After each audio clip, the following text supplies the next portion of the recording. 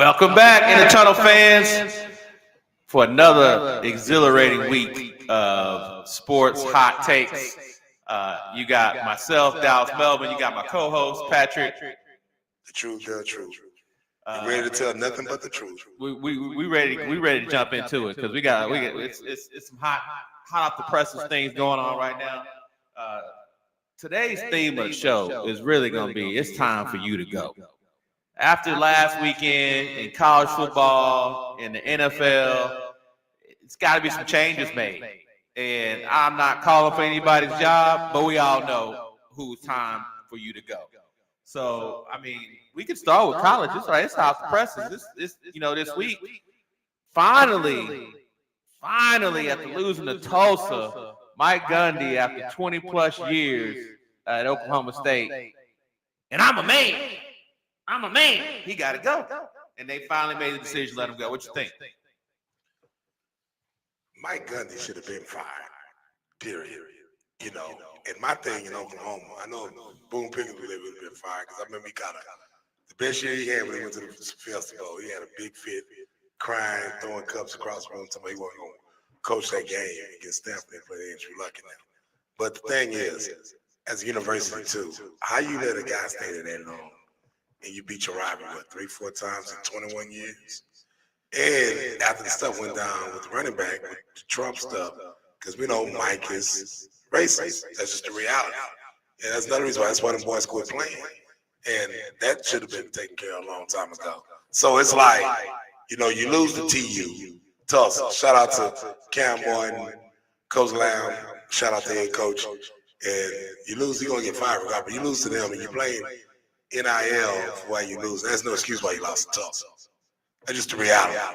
And like I said, he should have been gone. That should have been taken care of. Players couldn't play for him. He's not a player's coach. They weren't playing NIL. Well, you got to go ahead. You got to go if you can't handle it. I'm going to tell you this, man. Everybody, dab or nothing, we'll talk about it in a second. But everybody talk about that NIL. I remember Bobby a long time ago. And they was going around interviewing coaches about college players should get paid. Some of these coaches was like, nah. And you got guys like Gundy, all he worried about himself, but he worried about them kids getting paid. That's cool. Bobby Bowden was the first one said this in the early 90s. College players should get paid. Okay. They getting paid now. So yeah. My point I'm saying is, it was coming, so you got to relate with the time. Okay. You got to get ready for that. You got to get ready to raise it. You either get ready. You got to get your alumni boosters. You got to do what you got to do. You either get ready or you got to go. And so it's time for Mike Gundy to leave Oklahoma State. What I will tell you though is, people say he should have been gone a long time ago. Well, he had Oklahoma State in the Big 12 championship game 2 years ago. But that saved his job, but his butt. Just saying. One thing about Mike Gundy, when he was a player, his ass got tight. As a coach, his ass got tight. Now, he luckily went to the Big 12 championship 2 years ago, and his ass got tight. So it's time to go. I've never said he's a big. I'm just saying. I'm just telling you. Regardless, I'm just telling you, you got to win it. Shoot, goddamn, Ocho won a championship. He got fired. He won a national championship. Something bigger than the gun. Here's a question for you. You say you got to win it. Name the last national championship other than Ohio State, because that's the biggest program in Ohio. Name the last national championship that was won by a team that had state in it. That had state in it. Oklahoma State is happy to be a close number 2 in Oklahoma and be recognized as a national program. They got to do with just having state in it. What they got to do with it? There's a lot of teams out there got good programs. Florida State is good. Florida State is good, but guess what? And then what hurt them? Florida, Miami. Quarterback got hurt. Florida, Miami, always. What do State got to do? Because when you think Kent State gonna ever win a championship, you think Murray State gonna ever win a championship? A lot of these. You think Oregon State gonna ever win a championship? You got schools. You think Fresno State gonna ever win a championship? You got schools, got states. Don't. I'm just saying. If you look at it, most of your prominent schools. Most of your prominent schools are not state schools. You got a handful. The rest of them carry the whole. That's not carry even the whole state. That's not even. Name me more than six. Name me more than 6 programs. Can I say this? I think this is the most ignorant, stupidest thing to talk about because the school named after a damn state. That is the dumbest thing. Guess to talk what? about. Guess what? And if Guess you look what, at it, Truesdale? do you know You how know many? what? You know, I you don't cut give me a out. shit what you think You is- cut me out. You Yeah. cut me out like that retarded boy did on the Breakfast Club. Cause like you told them, boy, you cut me out. Number one, here's the thing. There's a lot of schools won championships with state names. Name 5. Shit, You say a lot. Give me some facts.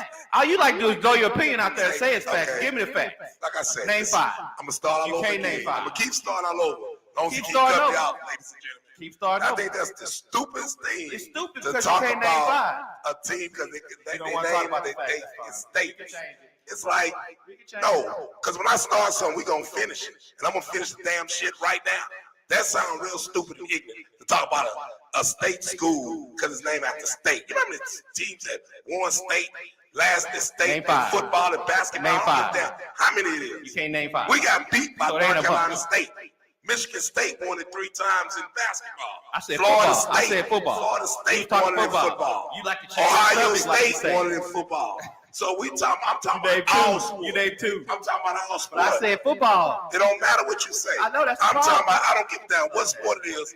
If it have state, you win a So championship. upset when you Do bring know up how and show many how wrong teams he is. won state in baseball too? I With a said state we was talking name? Start the football. conversation. We was talking Like you say, football. Change the subject. We was talking That sounds football. stupid. We was talking football. Football, basketball, Guess what? baseball. Guess what? Last name When I state, give you a it fact, sound when I retarded. give you a fact, can we stay Well, on that's a topic? retarded Can we fact stay on you're talking topic like you talk about? No, 'cause I won't Y'all talk about it no said- more. We was, It's I don't care what you want to talk about. That retarded conversation. It's Just retarded name last because name you- state. because This you were whole week, wrong. we talking about this man being fired. This man should Because have he been was at fired. Oklahoma It ain't got- State. Okay, if he was at OU, it would have been the same way. Because his ass get No, tight. he wouldn't have been there that long at OU. That's the point I'm trying to The make. point I'm making is If he this had though. been at OU, he wouldn't have Okay, been there but 20 years. here's- Because he's at Oklahoma State, you get a longer road if you had some of these traditional state schools. That's the point I'm trying to make that you don't want to listen to. That's a dumb conversation, dumb point. You say it's dumb here's because the you don't thing. like facts. Okay, can I say something for 30 seconds while you saying something? If you let me say something 30 seconds without you saying something, no, you didn't. Okay. You interrupted. Well, we gonna You keep said talking. dumb. We gonna keep talking at the same fucking Okay, time. that's fine. Shit. That's fine. At the end of the day, your ass coach, your ass get tight. His ass get tight. We was talking about Gundy coaching. I don't give a damn if it's a state, Oklahoma Middle University, Oklahoma City, state, whatever. It don't matter where he coach at. His butt get tight. What do that have something to do with state schools? When plenty of state schools won championship in every sport. Don't try to run that, reverse that shit to football. It don't matter. I'm talking about championship because your name is state. That sounds retarded. And then Florida State might win it this year. That's the crazy thing because it's wide open. In Florida State, and Miami finna play in 2 weeks is back. So here's the thing. Oh, my bad, y'all. Miami ain't going, Florida State ain't gonna win because they got state. That sounds crazy. We talking about Mike Gundy. So what, he coached at a school with a state. The redneck can't coach. He can't relate to the players. When he played, like my boy Harley Dice said, his ass get tight as a player, and his ass got tight as a coach. He out of there, he should have been gone. So I just want to stay with an intelligent conversation with our sports show. We do talk about intelligent things, because that was very interesting. About state. What the hell state got here? And so you saying Miami gonna beat Florida State because it's state. So hopefully we can actually do a show now. That I let you talk for 3 minutes. And I want see. I let him want talk y'all for to- 3 minutes. You interrupted me. Yeah, That's my yeah. point. Show I'm gonna do us. that here. Do your show. I want y'all to I'm done. I come ain't gonna in. say shit else. I want y'all to come in and say, is Florida State gonna lose to Miami because the last name State? I want y'all to come in and say, did Mike Gundy get fired because he coached at a school with a state at it? That's all I gotta say. Which is a lot of legendary coaches come out of college football, coach at state schools. Schools named after state, no matter what sport it is, and won championships.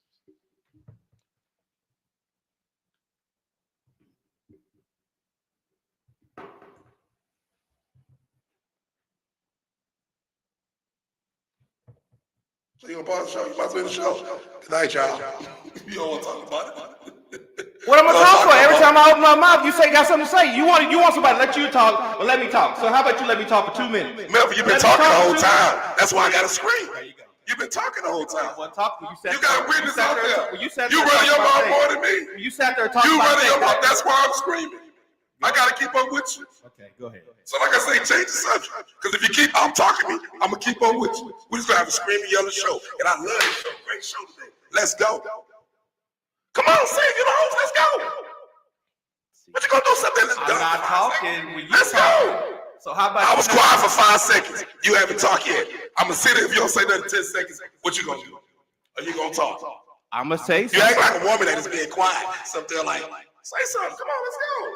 Damn, I'm feeling waves coming out today. Shit. So if we want to have a conversation, you can't talk while I'm talking. Just like We when can't you're have a talking. show and we don't say nothing for 30 seconds. You just sit there like we mentally retarded or something. Cause say something, talk. You know. Every time I try to talk, you jump in. So hey, listen to both. The longer you take, I'm gonna keep jumping in. Go with the show. I'm going with the show, but every time I say, I don't want to hear no lecture. My dad's dead. Let's go. what are you talking about? I'm going on with the show, trying to go to the next point, and you keep Next jumping topic. in. Next topic. You keep jumping in. So you introduce the next topic then. Okay, we'll talk about next topic. Let's talk about them Cowboys. Okay. We can talk about the Cowboys. You want me to take over the Talk about show? the Okay, Cowboys. this Pat Tuesday alive, y'all. Okay, in the tunnel, we back. Hashtag in the tunnel. So let's rewind this back. We was talking about coaches getting let go. So here's the deal. We was gonna look at Clemson. Clemson got beat. Dabo said that last week, if you fire me, let me go. I know he have a lot to talk noise about because number one, he got a big contract. And I know Clemson can't buy him out because a lot of these schools ain't buying him out. I was shocked. I was at the game. I was shocked that Tulsa. I'm sorry. I was shocked that Syracuse beat them. I think about Tulsa, but they ran gun down there. I was shocked that Syracuse beat Clemson. I really was shocked at that. And they came out there. They took care of business. Shots. Derek Hill made a big time catch. After the big time catch, he scored a touchdown. So my thing is this. You know, what is going on at Clemson? Is Clemson haven't had this record since 2000. And they never had a record like this since he took over. So it's going to be interesting to see what happens down there because I know one thing. He can say some things he want to say, but at the same time, you can't let him go because he got to buy his contract. So you can't let him go because he's never had a losing season since he's been at Clemson. And at the end of the day, you know what? Those days of running the table and winning 10, 11, 12 games every year, those are going to be over simply because A, NIL, B, parity, C, if it could still be done, I truly believe Nick Saban will still be coaching. So with that being said, you got a Dabo Swinney who, in my opinion, can still relate to the kids a lot better. Not I would say a lot better, but a little better than a Nick Saban can. But at the end of the day, he's going to struggle to have those undefeated teams because of NIL. Not even undefeated teams, but have a team that loses less than 2 games. Which, by the way, you can lose 3 games and still make the playoffs. You just can't lose 3 games in the ACC and make the playoffs. So you might be able to not be able to lose 2 games in the ACC and make the playoffs. So he's starting behind 8. First of all, people talk about Dabo. Dabo complained about that. Nick Saban complained about it. It's funny because all these coaches, they was illegally playing players underneath the table. They tell them what I know, what I heard, and I know. Even speaking of guns, because every player they play by would even worth the money. So my thing is this: y'all know how it goes. You got to relate. You got to give it the love. You got to raise money. At the end of the day, if you can't find a kid, if you can't get with the program, you need to let it go. Like what Nick Saban did, he let it go because they already been paying players, but just the way doing it like this. Now it's against big bank against little bank in its public size. So my thing is, why you want to be a coward and quit now when you did coward stuff and you paid players in the past? Paid players to stay their senior year. And I ain't gonna say no names. This ain't what I heard. It's something I know. In all them coaches we just named. So at the end of the day, if you can't take the heat, get your ass out the kitchen. It's time to bring somebody else in. And like I said, he gonna talk to Nas all he wants, but at the same time, a lot of these schools ain't buying these guys out. So it's like, see what happened over A&M. They wasn't buying Jimbo out. So it is what it is. No, that's the problem. They did buy Jimbo out, and because they bought Jimbo out and paid him. I mean, actually, what happened to Jimbo Fisher? What I'm saying is, after that, people ain't doing that no more. No. Well, the reason why they're not doing it is because they ain't gonna pay a coach $20 million to go away, and then got to bring the next coach in and pay him $50 million, and then I still got to play the players now, which you got a $25 million budget or whatever revenue sharing, and you got money being spent above that. So now that the players are involved in getting paid, they're basically taking up the money that they would use to buy out a coach. So that means the coaches are going to have a lot more leeway. They're going to have a lot more runway than they did before. But with that being said, Billy Napier ain't going to have no more runway. He gone in Florida. Yeah, he gone too. But back to that real quick. The problem I have in the NFL, you have guys make more than head coaches. And that's what college football turned into. My point I'm making is, though, they've been making so much money off these college football players, especially African-American players. And they need money. At the same time, just because what they getting, y'all don't like it. You got to swallow the pride, get over it. Because at the end of the day, these guys still helping the university make money when they leave there. You go to the malls, everybody got their jerseys. They got the Charlie Ward jerseys up, Deion Sanders jerseys up in Tallahassee. Down there, Virginia Tech still got Michael Vick jersey. Still got Earl Campbell jersey. It was a long time they wasn't making money off that. So my thing is, these coaches better get with the program because I know they're not used to that, but that's just the name of the game now.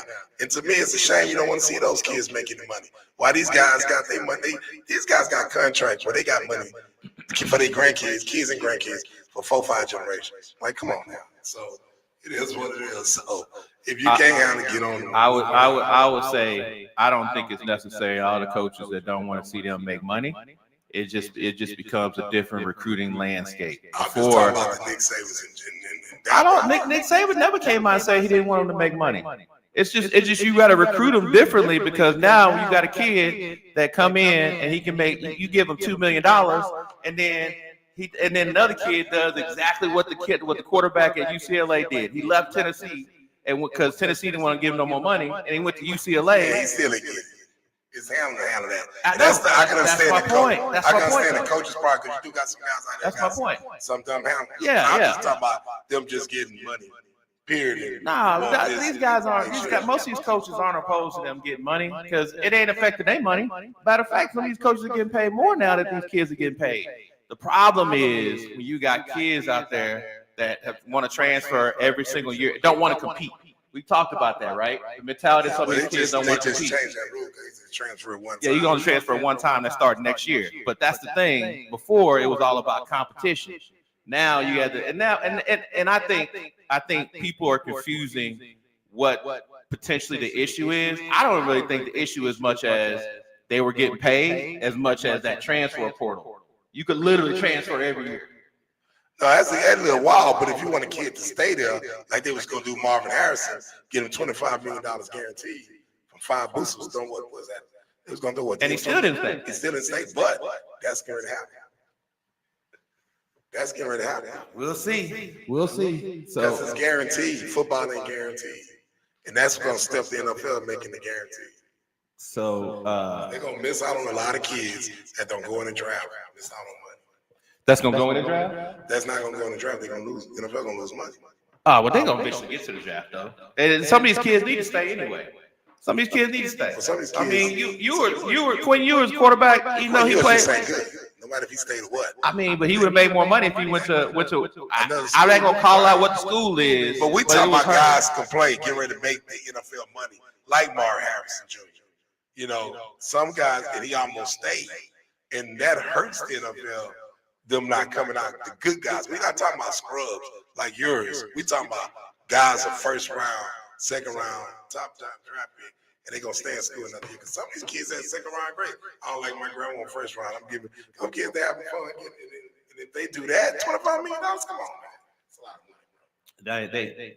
Even most of these universities can't afford to do that. Yeah, they can. Because all you got to do, get 5 boosters. They can donate what? They can get $5 million and add that up. I know. These people got to do that every year for every player every year. If a quarterback, especially main position, does an impact, they're going to do that. Okay. Them people, you got to understand, them people got millions of dollars. And they give Alex, so they love their teams. So they give back like what Boone Pickens was doing at Oklahoma State. Nobody knew who he was. And they in the stadium after him and everything. So next coach on the hot seat, who you got? Coach at Florida. We just talked about him. Can't get a first down, I don't think. He's in trouble. He's done. You might as well start interviewing. It's the kid. We ain't got to talk about the kid from Willis, Texas, living to the height. Is he living to the height? We don't even have to talk about the Florida coach, really. I mean, he should have started interviewing before last week. So, from Willis, Texas, is he living to the height? You mean the quarterback? Is he living to the height? You mean the quarterback? Yes. I mean, he showed to me on the field that he got some tools. He's also shown that he doesn't always make the best decisions. But you know, they got more Five problems. They got more problems. They got more problems. Well, part of that though, players got the help too. That game against LSU is even making it worse for the coach because you know what, 5, 6 interceptions, bad coverages. So you know, a lot of times that goes with it. But what I'm saying is, he's supposed to be the man, top quarterback. Is he living to the hype? Regardless of what the team's doing, is he living to the hype? I never thought Reed is living to the hype. I never thought he was a top 3 quarterback coming out this year. I thought he might have been 7, 8, 9, and it's kind of, for me, it's kind of a weak quarterback class. Like you got that guy from Oklahoma that just broke his hand, Matern. Excuse me if I mispronounce his name. He was 1, 2, or 3 in the Heisman voting after the first 3 weeks. And then you, on the flip side, you got somebody like an Arch Manning, who everybody thought was gonna kill it, and he ain't really performed. So that Langway kid, he had a couple of good games towards the end of last year, and they overhyped him. But now that you had tape on him and going into this year, I wouldn't expect that. Tape, whatever. To me, he's a good quarterback, very intelligent kid, but to me, he wasn't an elite quarterback. To me, you know what I'm saying? I think all the elite quarterbacks come out of Texas. Matthew Stafford, you know what I'm saying? Drew Tate, even though he wasn't highly recruited, but he was elite. You know, Andrew Tate, Drew Tate. I mean, he wasn't that dude to me. You know what I Yeah. mean? So I'm gonna give you. You got any more coaches in college before we go to the pros? Who else in the hot seat in college? Who else we got in the hot seat in college? I mean, Lincoln Riley's saving his job right now because he got USC 3-0. So he would have been. Everybody thought he was gonna be in a hot seat. You know, somebody else that started off the year on the hot seat and now he rolling. We talking about the hot seat. What's up, boy? Now he's working at Wisconsin, Arkansas. I can't believe I forgot his name, but the way he lost to Indiana. The guy at Indiana put 70 on Illinois. And they was ranked number 9, and Indiana was ranked number 19. I know. I say, wow. People gonna start believing that cat at Indiana. He's got a formula, and so that's what I mean.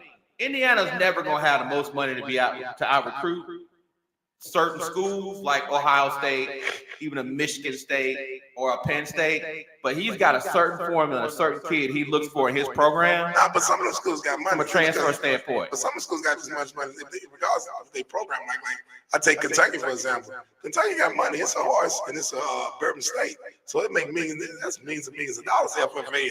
That's what I'm saying. Kentucky got more money than Indiana. Yeah. So who got a better record? It's about who you bring in there. Indiana does better coaching. Yeah, that's what that is. But at the same time, though, that was crazy there, though. I mean, you ranked number 9, and everybody hype, sold out crowd, beat them like they stole something. Well, like I continue to say, you know, you got to have 2 things, and really only one of them can cover up the other one.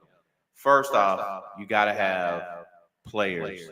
And then secondly, you got to have coaches that put them, or at least allow the players to be in the right position to be successful.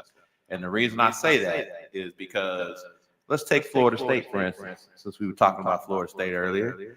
Mike Norvell was on the hot seat coming in. Now that he got him a quarterback that came out against Alabama and said, hey, Nick Saban ain't going to save you.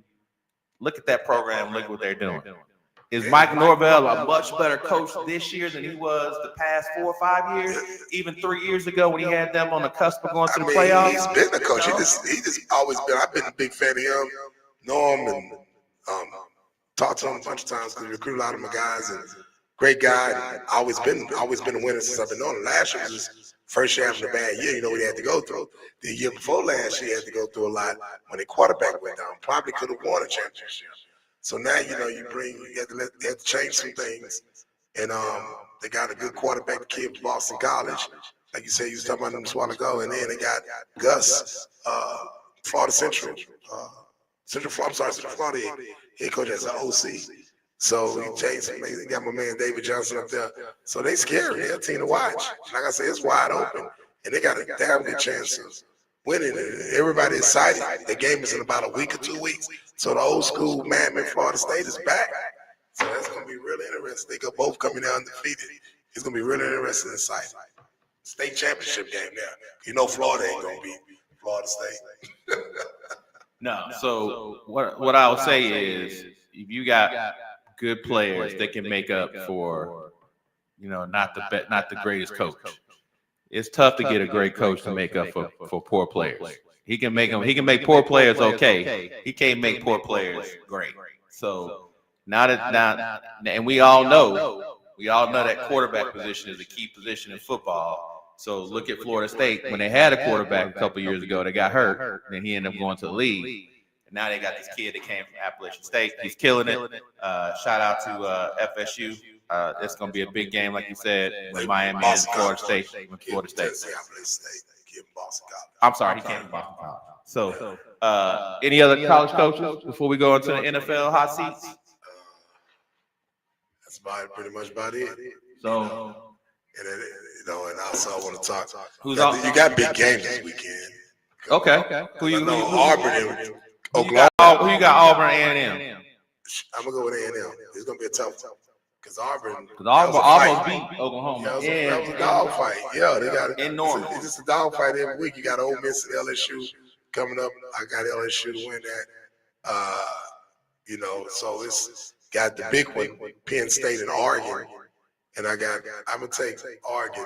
If I say Penn State can't win, they're going down to Penn State and play. So that's gonna be interesting. And, I think Penn State's the dude.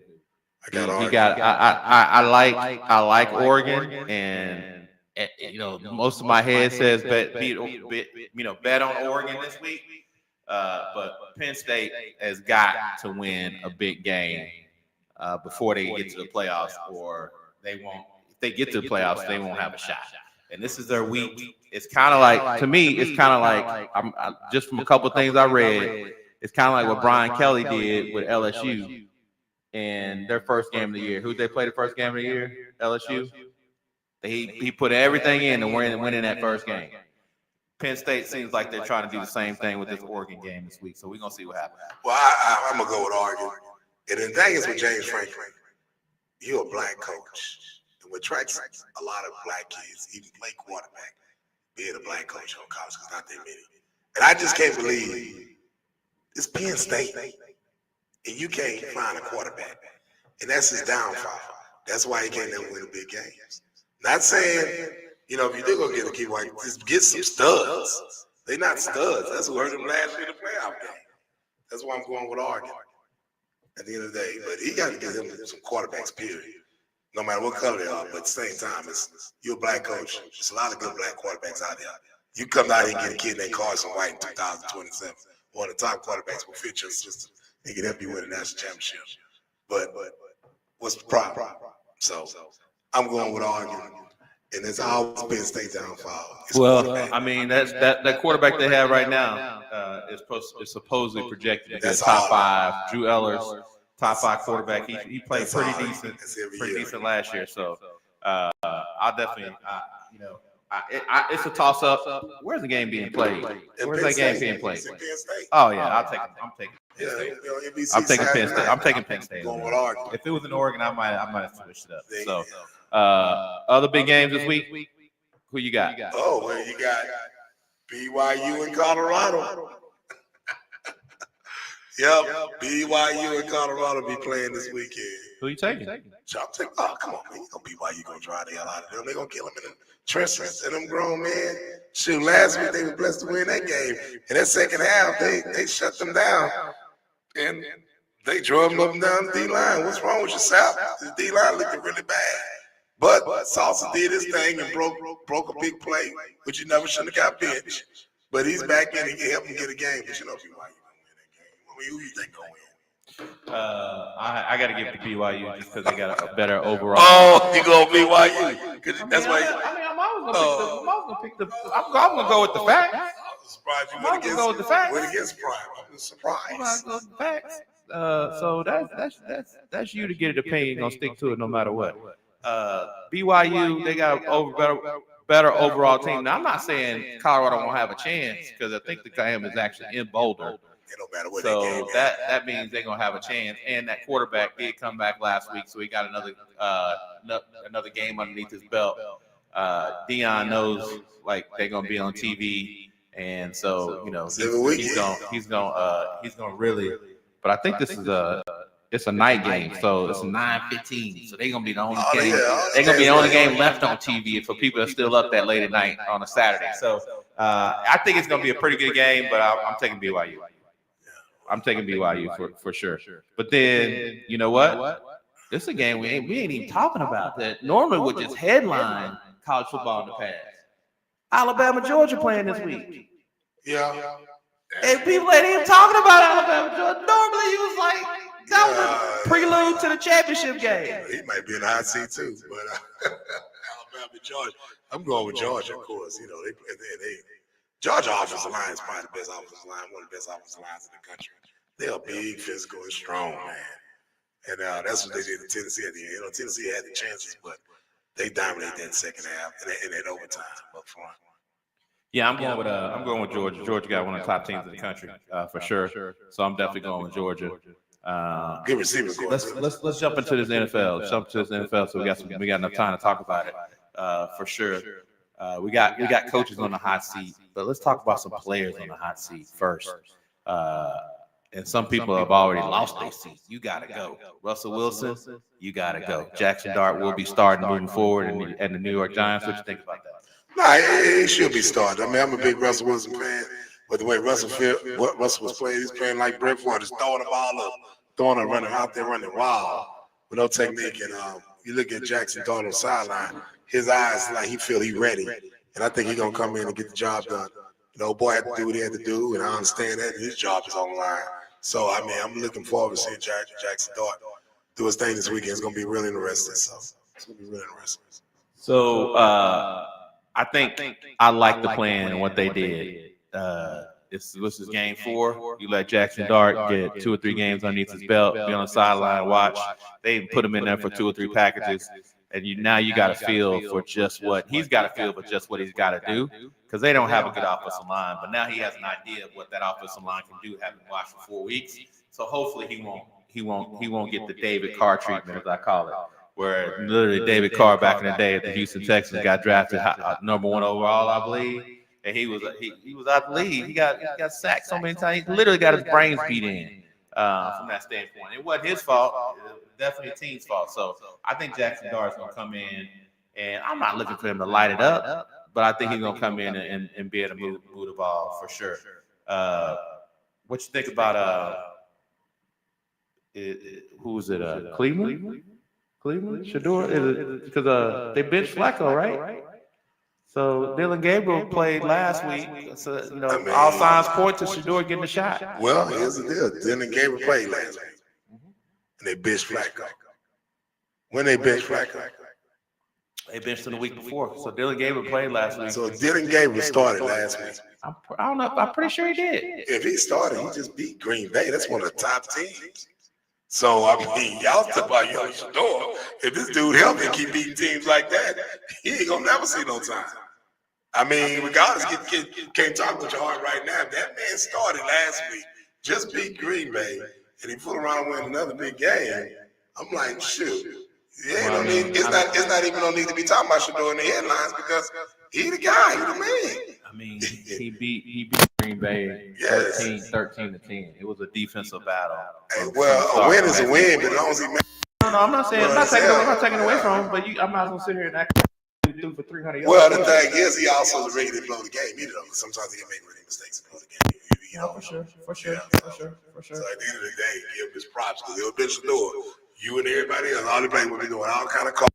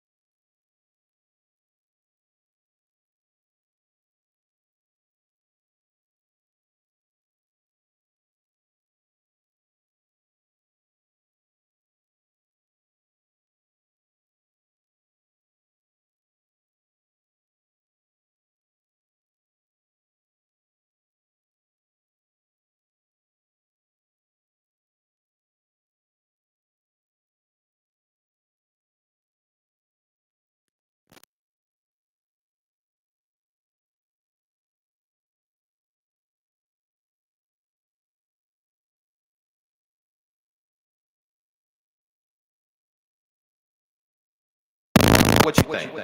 Well, I mean, you can't say that D'Amico Ryan in the hot seat. He's nowhere near in the hot seat. He just got to make better decisions. And also, I guess they letting the GM have some assets too, because that's the one that need to be fired. I mean, you brought in, before Coach Ryan had the job, whoever you brought in. Then you keep bringing all the people in from New England.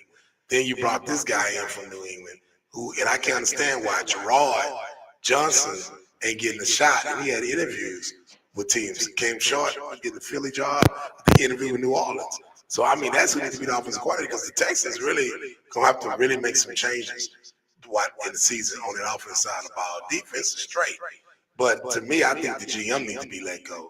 The OC needs to be let go. He needs to be let go before the season starts. And I hope they don't wait too late, because if they don't win this weekend, it's trouble. They're going to have to do something. Gerard Johnson should be the OC. And the O-line, it is what it is. It is what it is, man. Here's what I say though. Here's what I say. If you own a restaurant and you killing the food, like you burn it, like your stuff is great, but your servers out there giving shitty service and throwing it all over the place, and then it ain't good. But who picking them servers? So it's the same thing with D'Amico Ryan. He's picking. Hold on, let me finish. GMs do make decisions sometimes. So you think this GM forced him to hire the last two offensive coordinators? Come on, man. The GM is a New England guy. Both these guys came from San Fran. No, this guy's from New England. This guy he got now. He's 42 years old. This is his first time being OC. So he had a lot to do with it. D'Amico May was nice and let him do that, but of course, we get a wake up call. Because, I mean, it's that serious. You know, shout out to H-Town Vic. I know you're scared to come on the show. But at the same time, something got to get changed. Doing it, because I don't think this guy going to make it to week 7. Because here's the thing. We don't have no offense. We got a scary quarterback. And on top of that, we got a great D. But our D get tired. And you playing against teams like we play this weekend, and we got to play them twice.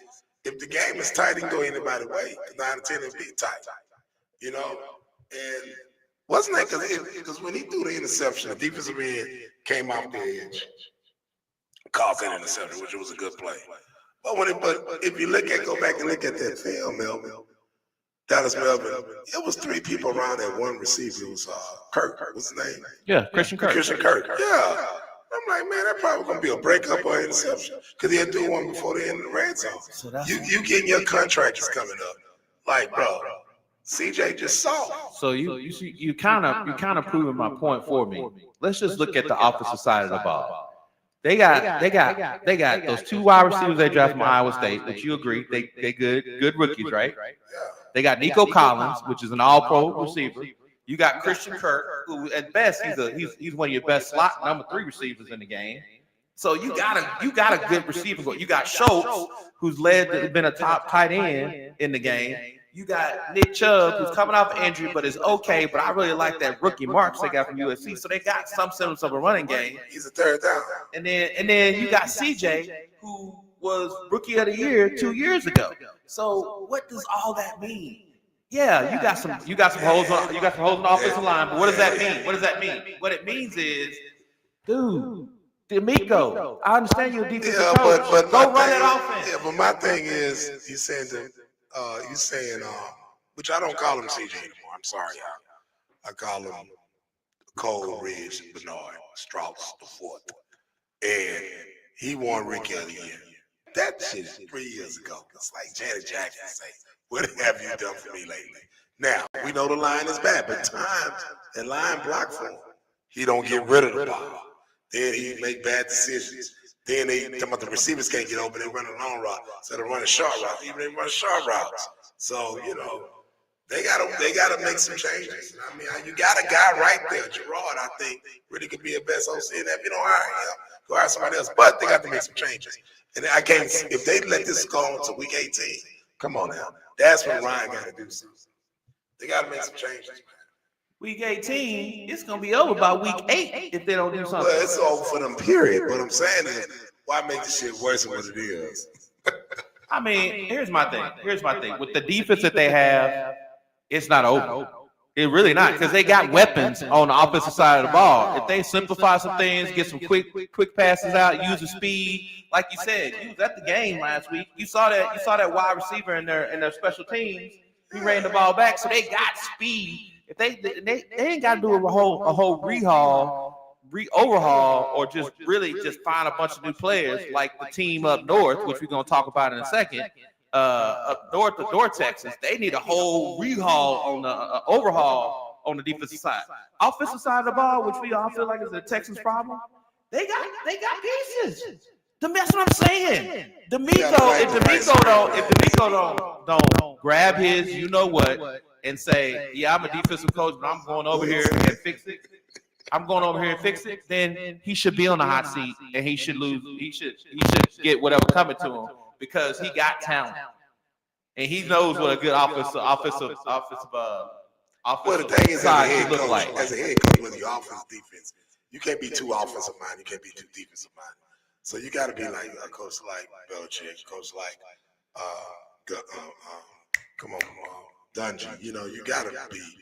Both sides. Yeah. So come on, D'Amico, let's go. Because I don't want to see you gone. Let's do that. Let's do that. Trust me, let's do that before he gone. He need to go. The OCD. Up north, let's talk about America's team. Everybody want to talk about it, whether they winning or losing. And yeah, they got spanked by Chicago. Not as big of a surprise with the way the defense.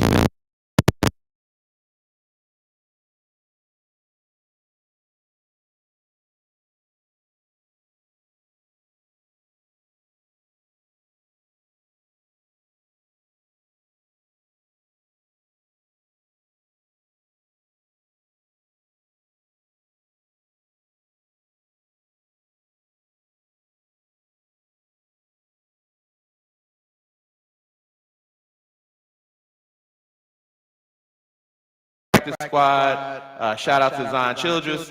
You know, he on the roster. They ain't putting him in. So when I say that, he started on the practice squad. He's on the roster right now. So guess what? Show out in practice and force them to put you on the field. I mean, he's doing that. That's on them. He got to be doing it on the practice squad. That's on them. Let me tell y'all something. Y'all can talk about the Cowboys defense all day. They ain't got no safety. We know that. But the offense was no better than the Texas offense. I took the time to watch the Texans. Waste my time. Should have been watching the Eagles game. And I watched the Cowboys. And if I tell you, both of them made dumb, bonehead calls. Cowboys got a red zone. They should have been running more. Them boys were running their butt off, number 33. They're trying to pass all the time. You're going to give CD the ball on the reverse. He got a high ankle sprain now. He ain't got that kind of body. That's too early. He ain't no Debo or nothing like when it comes to that. You know, he could have set a receiver, put him in motion to do that.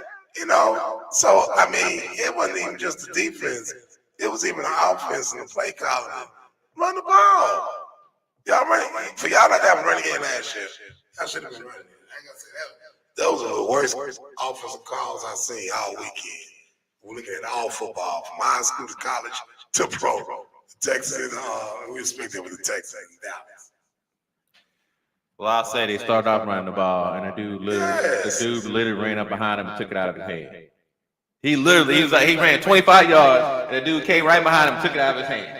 And that changed the whole complexion of the game. And then what did Chicago do?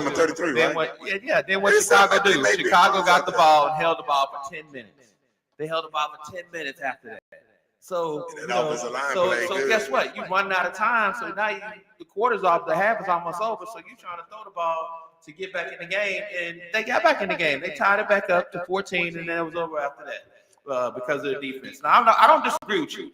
They do need to lean on the run, but you said you watched the game. He placing that ball in some spots, and the receivers are not coming up with the catches.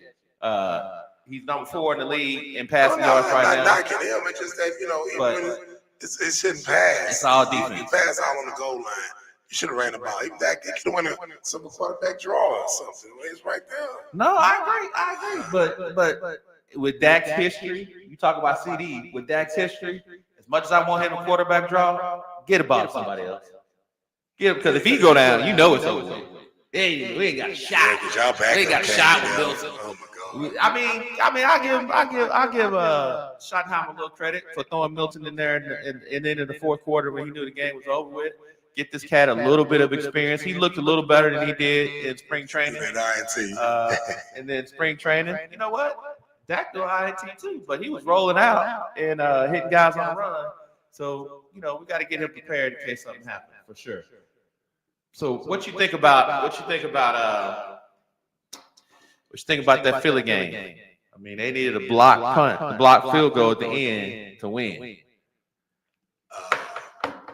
Block kick to win Philly. Man, that was a hell of a game. I mean, I get tired of these people sitting there talking about he played for a good team, this and that. And you got Lamar Jackson yesterday, got thrown around, got sacked about 6 times. No. Just stay on topic. I want to talk about the Philly game. No. Stay on topic. Every time I talk about Philly, I'm always talk about Jalen Hurts.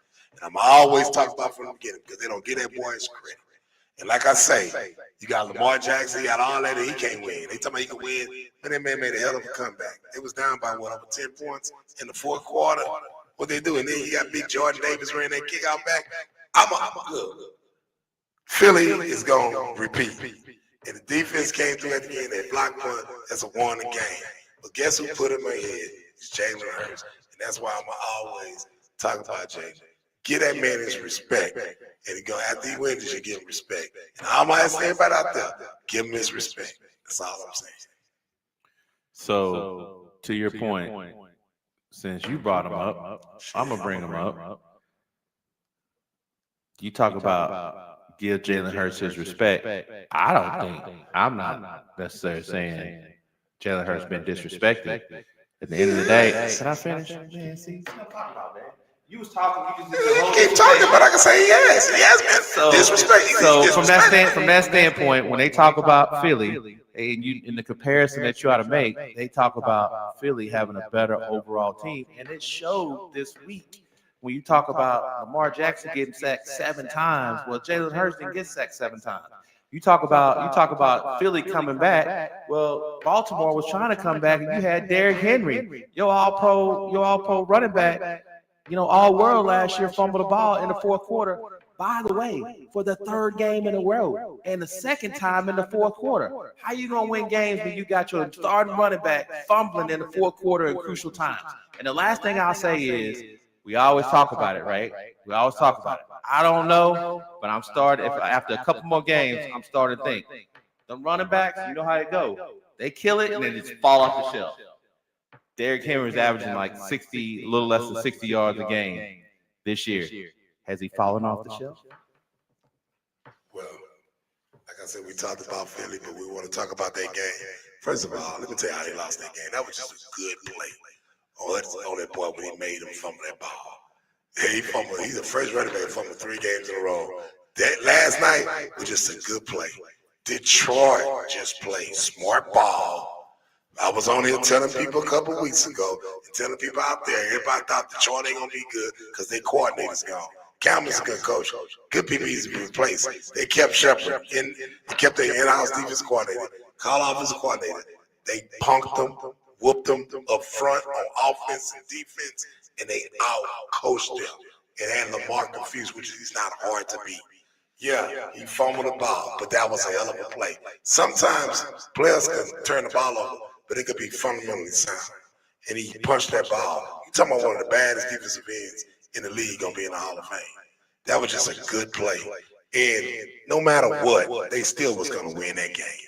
That did not lose the game for Baltimore. Detroit just had their number last night. Get a shout out to the defense coordinator and their offensive coordinator. And Campbell, the gambler, give him a congratulations to him too. They whooped their butt up front. Period. Lamar couldn't do all that dancing yesterday. Sacked him 6 times. Boy, that was him holding the ball, scrambling around. And them boys were fast. They was on his butt. Shout out to Detroit. They just whooped their ass, man. Once again, I'm not taking anything away from Detroit. Detroit's got one of the best teams in the NFC. I actually picked Detroit to win that game. I picked Detroit to win that game because at the end of the day, to your point, now Detroit went 15-2 last year, and their defensive side of the ball was really unhealthy the whole second half of the year. They got to the playoffs and they have almost no starters on the defense. So, like, they gonna be once again. Remember what I said. Remember what I said when I was talking about college ball. Remember what I said when I was talking about it. If you got great players, your coaching can be okay. You can still win a lot of games. If you don't have great players or good players, then it ain't much. A coach can't take a poor player and make him great. But that's not true because at the end of the day, too, you can have the greatest players, but you still have to run the right scheme. You do. So it's about coaching too. You do. Once again, you got to have both. But you also got to have guys that you know what you need. If you're looking for guys at this size, with speed, at this position, got to have that, and you run your good schemes. And all I'm saying is this: people counted Detroit out because they got new coordinators. If you have a good program and a good organization, you're gonna go out and go get you another. It's a lot of good defensive coordinators, even guys first year. This is guy first year in Detroit. This boy's getting on the map, and he keep doing that. This ain't gonna get out as a head coach. So at the end of the day, like just like Ohio State, same thing with them. They rank #1 in the country still right now. So coaches always gonna get other good coaches. Yeah, you gotta have the best players, but it don't take the best players to win too, because you still gotta have good coaches. I look at Katie High School, go to high school. These guys really not that much time. Many guys go to college, but they go every year because they be following me with sound discipline. All the great teams here, they come short. They got the athletes. They got the athletes go to the big D1s, go to the NFL, but the coach, they are coaching. So that plays a role. Coaching plays a role. No, I'm not. Once again, I didn't say coaching didn't play a role, but you go ask any. Look at all the great coaches, and you can name great players on the team. That's all I'm saying. Look at all these championship great coaches. You name great players on the team. Have you ever been no matter what level it is, you have the players and the head coach leave and go somewhere else, and they bring in the wrong people because it's always been good old boy game. Yeah, you have had that happen. That's what's going on in Texas. You know, the offensive coordinator last year came from 49ers. Thought he was gonna come in here and run that system, and he have all the players, and he really didn't even know that system that well. He running zone on one side and man on the other. Come on, man. That's. But what I'm saying is, like you said it, in Detroit, they're running a similar system from a defensive side standpoint that they ran last year because this guy was already on the team, already on the staff. So he's continuing the growth that Aaron Glenn left there. So the flip side to it is on the offensive side, like just think about this. So name me a team in the NFL that you feel like got more weapons on the offensive side than Detroit. They got them 2 running backs. They got Goff. They got St. Brown. They got Sam Porter. They got Jameson Williams, who's one of the fastest guys. They'll be a team that got more weapons than they do. The Chargers got them, and Buffalo has them too. It's like a team because you got the best. But I said more. I'm not saying they're the only ones. I'm not saying, but look at those teams. But at the same time, they do got the best 1-2 punch. They ain't got the best quarterback. You know what I'm saying? They got good receivers. Philadelphia's the same boat too. It's a lot of teams like that. Regardless, you had 2 good matchups. Baltimore's like that. Baltimore problem is, like I keep telling you, it's Lamar Jackson. He can't win a big game. He don't have chemistry with his receivers. He was overthrowing them yesterday when it comes to playoffs. And I keep telling y'all guys, that window is getting real tight up there. It's getting real tight. Because they got some more else they're going to deliver this year. On that schedule they got. I'm interested to see, as we wrap up here from another intertonal week, I'm interested to see over the next couple of weeks if Derrick Henry fell off the shelf. Because if he fell off the shelf, then that's going to change the whole complexion of what Baltimore going to be able to do. People look at it like this. There's no excuse if you fumble the ball. People look at it, there's no excuse if you fumble the ball. But at the end of the day, you have to give credit where credit is due. Some people make good plays, and he came from behind and popped that ball out of his hand. Y'all know Derrick was frustrated, threw his helmet down. He really busted his ass yesterday on that sideline.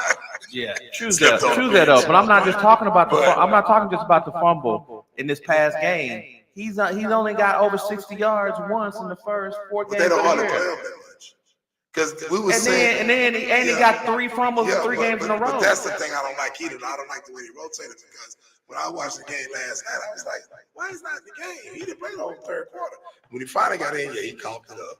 But goddamn, he should have been playing the 3rd quarter too, though. So he really hadn't been playing that much. Sometimes like last year, they didn't give him ball that much in the playoffs last year. You know, so yeah. I mean, part of it, you know, he got to get it together. Because they say he's the first running back fumbling 3 games in a row. Yeah. Beginning of the season. That's bad. It's terrible. God's what happened. That's bad. That's terrible. But I give credit. That was a good play, though. No, it was a good play. It was a good play. Before we wrap up, we're gonna close like we always do. The Pat true moment. True moment. I'm looking forward this weekend. Seeing it's gonna be interesting. HBCU State Final. That's gonna be pretty interesting. Good luck to my boy Mickey Joseph. Who you got? Who you think I'm going with? Grambling. All right. Who you got? Nah, it ain't gonna be close. Grambling gonna kill PB. I don't know who's gonna win at halftime, but for the football game, Grambling gonna kill PB. I think Grambling band gonna be nice too. I think it's gonna be nice too. So for all you guys, you got the State Fair Classic, Grambling PB coming up. I'm going to see my boy Bishop Davenport, big game getting on Texas, South Alabama quarterback. So it's my guy, BZB guy. So I'm looking forward to see him this weekend. So. And then we didn't even spend a lot of time talking about it, but we're gonna spend a lot of time reviewing it. We're gonna see what's gonna happen. I think we all got our predictions. Michael Parsons coming back to Dallas this week. Green Bay's playing the Cowboys on Sunday Night Football, 7:20. The only game that's gonna be on. Everybody's gonna be watching it, and I think both sides are gonna get up for that game. We all know who's gonna be heavily favored. That's Green Bay, but it's gonna be interesting to see Michael come back and play his old team. Man, it's gonna be a lot of hype. Everybody gonna be hyped to it.